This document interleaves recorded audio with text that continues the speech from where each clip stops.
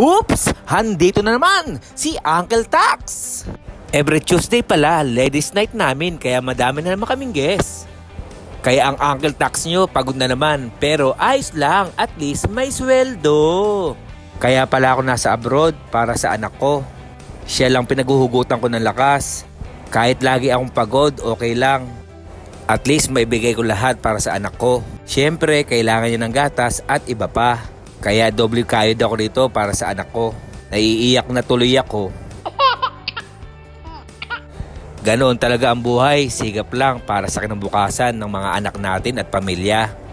At kinuha ko pala asawa ko para mabilis kami makaipon. Kasi nakikitira lang kami. Bala kasi namin magpagawa ng sariling bahay. Kaya doble kayod kami ngayon. Ganito talaga buhay OFW. Sipag at tiyaga lang, makakamtan din natin ang ating minimithi na pangarap sa buhay. Tatagal siguro kami dito ng ilang dekada pa. Kasi kailangan namin matustusan ang pag-aaral ng aming anak. Ganito talaga buhay OFW. Kahit pagod na pagod ka, okay lang. At least masaya at naibigay ang pangangailangan ng mga anak natin. Kaya mga kabayan, sipag at tiyaga lang tayo. At lakasan natin ang loob natin. At syempre, bawal magkasakit. Lalong-lalo na mga OFW dito sa Dubai.